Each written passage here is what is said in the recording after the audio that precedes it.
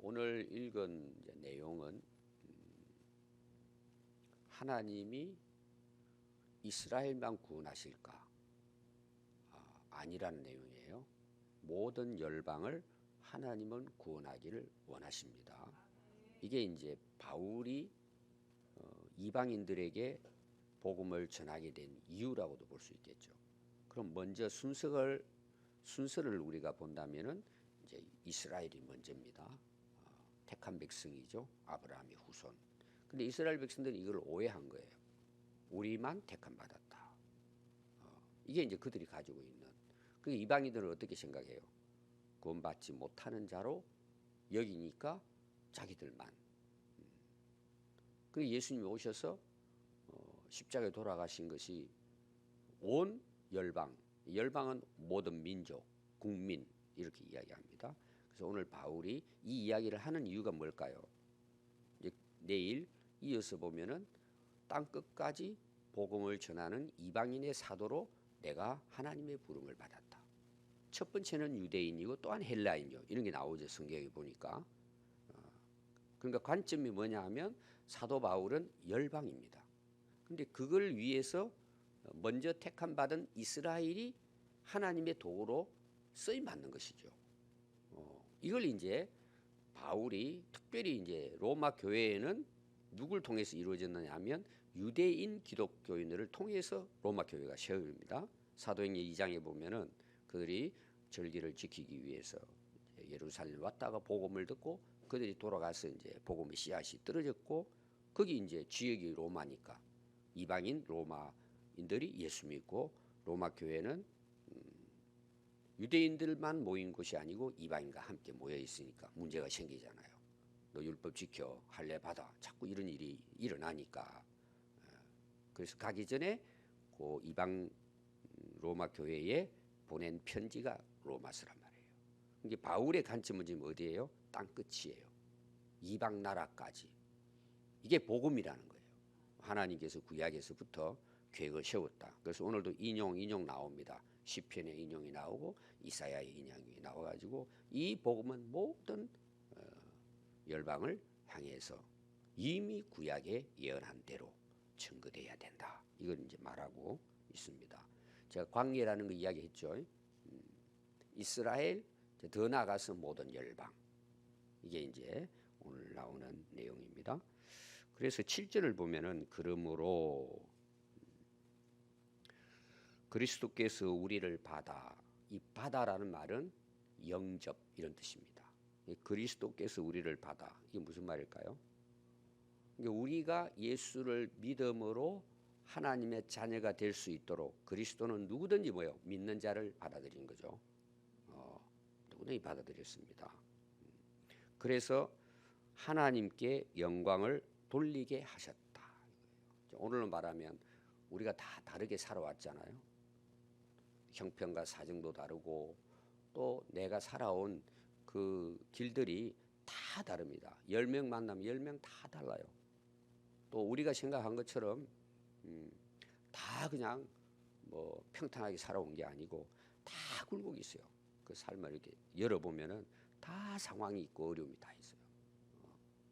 근데 그 모든 사람들은 뭐예요? 예수님은 영접하면 주께로 오면 다 받아들이는 거예요. 다 받아들입니다.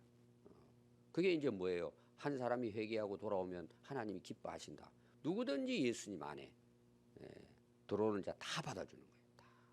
그것 때문에 우리가 뭐예요? 상황이 다 달라도 다 상황이 다르고 살아온 길이 뭐 다 달라도 주님은 뭐예요? 다 받아준다. 오는 자는 전부 다 받아주는 거예요.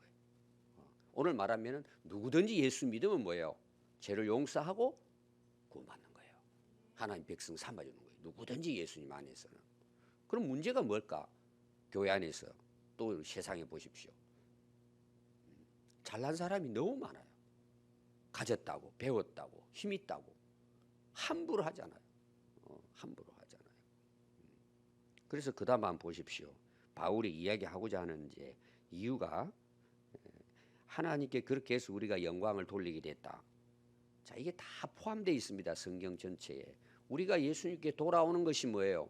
하나님께 영광이 되는 거예요. 우리가 하나님을 어떻게 영화롭게 할 수 있을까요? 아들을 보내서 희생시켰는데 누구든지 그를 통해서 하나님 우리를 구원하기를 원하시잖아요. 그게 하나님의 계획과 뜻이에요. 목적이에요. 근데 우리가 진짜 예수님을 믿고 돌아온 거예요. 하나님께 돌아온 거예요. 그게 하나님께 영광이 되는 거예요. 우리가 진짜 하나님의 일이 뭐냐? 믿음이에요. 예수 믿고 하나님께 돌아오는 것이 하나님의 기쁨이에요. 계속 그거 나오잖아요. 복음서에는. 그래서 그게 하나님께 영광을 돌리는 것이고 또한 우리는 어떻게 살아야 돼요? 그분의 영광을 드러내도록 살아야 되는 거예요. 이게 원리예요. 근데 제가 지난주 설교도 그렇고 지금 기독교 역사, 이스라엘 역사도 보면은요. 택함 받았잖아요. 이 얼마나 큰 축복이에요. 하나님 기뻐하신단 말이에요. 그러면은 우리는 어떻게 살아야 될까? 이게 문제예요.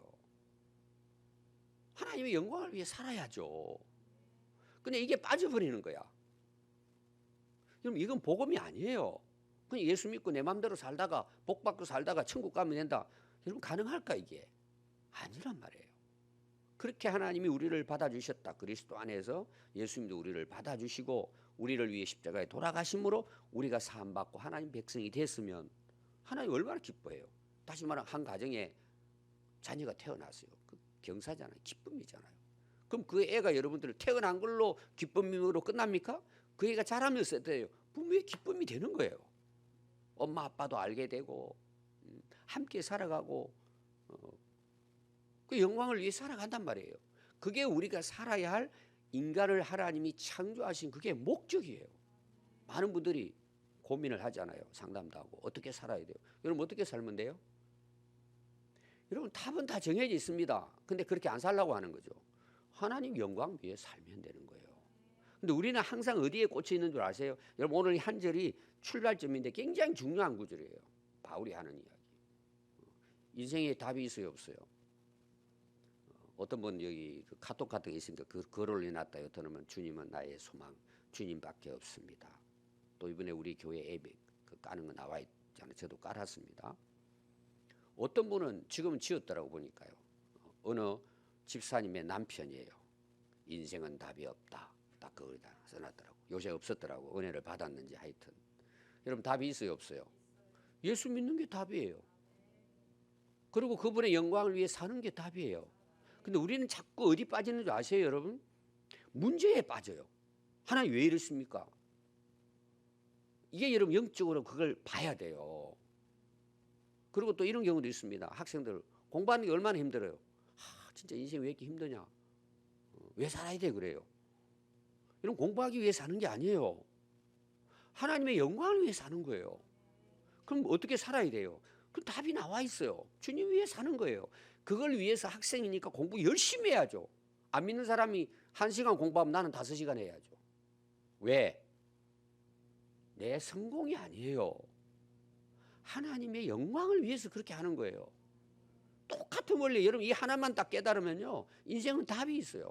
내 지금 상황이 어떠하든지 우리는 지금 여기에서 뭐예요? 그분의 영광을 위해 사는 거예요. 근데 우리는 어떻게 생각하는지 아세요?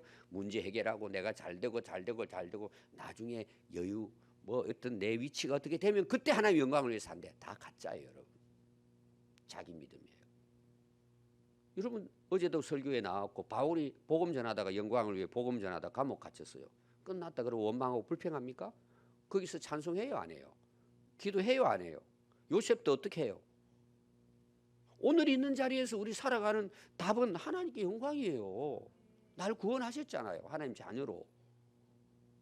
우리는 자꾸 문제 해결 문제. 이게 기독교가 기복신앙으로 흐르고 거기서 사탄은 탁 스톱시켜버리는 거예요. 그러다 인생 다 끝나버리고 돌아갈 때쯤 되니까 이게 아니었다는 거죠. 왜 우리가 인생을 그렇게 사냐 말이에요. 그거는 교회에서 잘못 가르쳐서 그래요. 정말로 제가 봤을 때. 어느 분에 제가 글을 읽었더니 이 강단의 양심이 살아나야 된다 그랬어요. 강단의 양심. 이게 뭐냐? 말씀을 진실하고 정직하고 진정성 있게 전해야 된다는 거예요. 이 원리입니다, 여러분. 바울의. 그 다음 한번 보십시오. 뭘로 시작되죠? 그러므로 우리가 해야 될 거잖아요. 그리스도께서 우리를 받아주셨기 때문에 이제 7절 제가 시작했는데요. 내가 너희들에게 말한다는 거예요. 바울에게. 그리스도께서 하나님의 진실하심을 위하여. 이 진실이라고 하는 것은 진리 이런 뜻이에요. 확실한 것, 신실함. 예를 들면 우리가 하나님이 구약에 약속을 했잖아요. 하나님은 진실한 분이에요. 그러면 약속을 어떻게 하실까요? 신실하게 지키는 거예요. 진리는 뭐예요? 지켜지는 거예요. 하나님 우리가 말씀을 진리라 그러잖아요. 여러분 어떤 면에서 이게 무서운 말이에요. 좋은 말이기도 하면서 하나님 말씀은 진실이고 진리고 신실하게 이루어진다는 거예요. 그럼 여러분 이게 두려움이에요. 그러니까 우리가 하나님 말씀대로 안 살 수가 없는 거예요. 그대로 이루어지잖아요. 그러니까 오늘 우리가 믿음이라는 것은요, 제가 항상 순종이 따른다는 말이 뭐냐 그러면, 아니 천지 만물을 창조하신 하나님을 믿는데 하나님 영광을 왜 안 살아요? 여러분 그거는 있을 수가 없는 일이에요. 믿으면 행하게 되는 거예요. 제가 같이 이야기를 하잖아요. 이게 100원짜리고 이게 5만 원짜리를 내가 알아요. 여러분 100원짜리를 선택하겠어요? 5만 원짜리를 선택하겠어요? 그 가치를 내가 아니까 5만 원짜리를 위해 가는 거예요. 하나님이 약속하신 것은 진리고 진실이고 신실함으로 이루어져요. 이걸 이제 바울이 이야기하면서 뭘 이야기하느냐 하면요. 그걸 이루기 위해서 예수님이 할례의 추종자가 되셨다. 이게 이제 좀 해석하기 굉장히 이제 보통 사람은 어려운 부분이에요. 그건 사실은 간단한 거예요. 예수님은 유대인으로 태어났어요. 맞죠? 유대인이에요. 유대인으로 태어나서 8일 만에 할례 받으셨을까요? 안 받으셨을까요? 받으신 거예요. 어릴 때 뭐예요? 율법의 공부를 한 거예요. 성전에 가서 절기도 지키고 율법의 아들로 율법을 다 지키고 나중에는 세례까지 받잖아요. 여기 추종자라는 말은 종이라는 뜻이에요. 그걸 지켰다는 내용이에요. 그걸 지켰다 이런 내용입니다. 뭐 때문에? 예수님이 약속하신 그 계획과 구원의 역사를 예수님께서 완성해 가시고 신실하게 지키심으로 예수님도 할례의 추종자가 됐다. 그럼 이걸 뭘 이야기하려고 하느냐? 그 다음에 이제 나오는 내용입니다. 이는 이유가 있단 말이에요. 조상들에게 유대인 이스라엘이죠. 아브라함의 후손들을 이야기합니다. 조상들에게 주신 약속을 뭐예요? 견고하게 확실하게 하기 위해서 확정 짓기 위해서 예수님도 뭐예요? 할례도 받고 율법도 지키고 그리고 결국은 뭐예요? 그 예수님이 오셔서 그걸 완성하셨다는 내용이에요. 그럼 지금 예수님이 유대인이라는 것을 지금 그들에게 이야기를 합니다. 그리고 그 약속을 지키셨다. 근데 9절 보십시오. 이방인들도 그 긍휼하심으로 말미암아 하나님께 영광을 돌리게 하려 하심이라. 그럼 예수님이 오셔서 이루시는 그 구속의 역사들이 전부 다 완성을 하셨는데 그것은 이스라엘 백성들에게만 해당되는 것이 아니라 유대인들까지 그 이방인들까지도 거기에 다 하나님의 긍휼하심을 받아서 하나님께 영광을 돌리겠다. 오늘로 말하면 뭐예요? 우리도 예수 믿으면서 이방인이지만 하나님의 긍휼하심을 통해서 우리도 예수님이 완성하신 그 구원의 역사를 통해서 우리도 하나님의 백성이 되고 이스라엘 백성들뿐만 아니라 우리도 하나님께 영광을 돌리는 그런 자로 하나님께서 우리에게 은혜와 긍휼을 자비를 베풀어 주셨다. 그러면서 구약에서부터 이거는 약속된 거다. 이거 왜 이 이야기를 할까요? 유대인들이 자꾸 자기들만을 이야기를 하니까. 그러니까 그들이 생각할 때는 예수님을 구약에서 약속한 메시아로 보지 않는 거예요. 근데 예수님이 항상 그 복음서에서 인용을 하잖아요. 바울 똑같은 이야기. 바울이 유대인이잖아요. 율법 교사였어요. 박사였어요. 근데 죽이려고 그러잖아요. 왜? 예수님을 그리스도 인정하지 않으니까. 바울도 계속해서 구약의 말씀을 인용하는데 특별히 이사야서를 인용합니다. 이사야서라고 하는 것은 사실은 주된 내용이 메시아의 약속이거든요. 이사야가 그 당시 예언을 했지만 제가 예언의 세 가지 시점을 이야기했잖아요. 그 당시 예수님이 오셔서 완성, 나중에 완성될 것. 이 시점을 놓고 예언을 했단 말이에요. 하나님께서 예언자들을 통해서. 그래서 거기 나오는 것은 이제 그 인용한 구약의 말씀을 이제 인용을 해서 예수님을 통해서 이방인 모든 나라가 구원을 얻고 그들이 또 뭐예요? 하나님께 영광을 돌리게 하리 하심이라. 앞에서도 여러분들 나왔죠. 그래서 이 내용은 시편 18편 49절에 이제 다윗이 이방인들 민족을 정복하고 난 다음에 이제 노래한 그런 내용을 인용을 한 것입니다. 그래서 하나님께 영광을 돌리겠다. 제가 오늘 7절을 강조 많이 했죠. 그걸 여러분 잘 이해하십시오. 이해하면 됩니다. 그럼 이 내용이 에베소서 1장에 3번을 거쳐 나옵니다. 오늘 우리가 그 예수님의 이런 구원의 완성을 통해서 우리가 믿음으로 구원받았는데 하나님이 그렇게 하신 목적이 뭐냐는 거예요. 에베소서 1장 6절과 12절과 14절에 나옵니다. 뭘 같아요? 이 은혜의 복음을, 이 하나님 주신 이 놀라운 이 큰 은혜를 뭘 하게 한다고요? 하나님을 찬송하게 하려 하심이라. 우리를 구원하시고 허먹게 하시고 우리를 거듭나게 하신 이유가 뭐냐? 그분의 그 놀라운 은혜를 찬송하게 하심이로다. 여러분 성경에 보면 찬송이 나오고 찬양이 나와요. 오늘도 여러분 한번 보십시오. 그 9절 한번 보십시오. 그러므로 내가 열방 중에서 주께 감사하고 주의 이름을 찬송하리로다 그랬어요. 다윗 신자의 시를. 그 찬송이 나오죠. 그리고 또 11절 한번 보십시오. 모든 열방들아 주를 찬양하며 모든 백성들아 그를 찬송하라 그랬어요. 찬양하고 찬송하고 뭔 차이가 있을까요? 사실은 똑같은 말입니다. 이렇게 하면 돼요. 송은 뭐죠? 노래한다는 뜻이에요. 송은. 찬양이 뭐냐? 기린다는 뜻이에요. 길일찬 길일양이에요.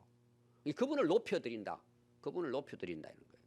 그 높여드리는데 송은 뭐예요? 노래로 높여드리는 거예요. 어떤 면에서는 찬양은 모든 삶으로 드리는 거예요. 뭐 예배도 그게 관련이 되고 봉사도 관련이 되고 하는데 그걸 입으로 표현하는 게 뭐예요? 찬송이에요. 찬양은 온 몸과 우리 삶을 다 함께해서 제가 해석하면 그런 내용입니다. 온 몸. 우리가 하나님께 나와서 오늘 찬송을 불렀잖아요. 노래했다 그 말이에요. 높이는데 찬양은 뭐냐? 노래만이 아니고 모든 온몸으로 마음으로 우리의 일생 삶이라고 보면 돼요. 이해가 되겠죠? 그러니까 그걸 노래하는 것은 이제 찬송이다. 이 찬양은 굉장히 넓은 전체적인 의미라면 이제 찬송은 입으로 그분을 찬양하는 것. 또 우리 봉사하잖아요. 주를 위해 그 일하잖아요. 그 찬양이 사실 하나님 앞에 높이는 그분을 높이고 기리고 하는 모든 행위. 이해가 되죠? 그걸 여러분들이 똑같은 내용이지만 그걸 위해서 뭐예요? 우리를 긍휼하심으로 은혜로 그리스도 안에서 택하여서 하나님의 자녀로 삼아 주신 것입니다. 이 목적이 거기에 있다. 그런 내용입니다. 그 보면 열방이 계속 나오죠. 열방, 9절에 열방, 10절에도 열방, 11절에도 모든 열방들아. 그게 전부 다 뭐예요? 시편에 인용한 구약의 구절입니다. 결국은 뭐예요? 그리스도 안에서 차별이 없다는 내용이에요. 이방인이나 유대인이나 차별이 없다. 그래서 12절 한번 보십시오. 이사야의 이제 말씀을 인용한 것입니다. 이사야서 11장 10절의 내용이죠. 이새의 뿌리, 이새는 누구죠? 다윗의 아버지죠. 뿌리라는 것은 어떤 기초, 근원이라는 뜻을 이야기합니다. 그건 뭘 이야기하느냐? 그 뿌리 중에 다윗을 이야기해요. 다윗 곧 열방을 다스리기 위하여 일어나시는 이가 있으니 열방이 그에게 소망을 두리라. 다윗의 후손을 통해서 예수님이 오신 거죠. 그래서 마태복음 여러분 딱 펼치면 뭐예요? 아브라함과 다윗의 자손 예수 그리스도의 족보 이렇게 나오잖아요. 이 끝에 가서는 뭐예요? 3대에 걸쳐가지고 14대 14대 해서 마지막 결국은 예수 그리스도의 나심은 이러하니라. 그리고 마태복음 시작이 돼요. 왜 그렇게 시작이 되죠? 똑같은 바울의 원리가 같아요. 유대인들이 자꾸 예수님을 그들이 먼저 예수 믿고 구원을 받아야 되는데 자꾸 예수님 대해서 그들이 이제 해서 십자가 이미 못 박아 죽였잖아요. 마태는 그 이후에 이걸 기록했단 말이에요. 유대인들에게 아니야, 다윗이 후손으로 오신 분이야, 아브라함이 후손이야. 그들에게 복음을 전하기 위해서 계보를 앞에 쫙 연결한 거예요. 구약에 약속한 메시아가 바로 신약에 온 그리스도라는 거예요. 메시아라는 것은 그 히브리어 아람어에 대해서 메시아라고 하는데 그걸 이제 헬라어 와가지고는 그리스토스라고 한 거예요. 같은 뜻입니다. 기름 부음을 받은 자, 하나님이 구원자로 보내줬다 하고 택했다 이런 내용이에요. 구약에서 그분이 오셨다. 바울도 지금 이걸 유대인들에게 전하고자 하는 거죠. 왜? 로마 교회 안에 유대인과 이방인들이 함께 섞여 있으니까. 그러면서 그 이야기가 뭐예요? 그 예수 그리스도 이새의 뿌리에서 후손으로부터 다스릴 왕 그리스도가 오셨는데 열방이 그에게 소망을 두리라 하였느니라.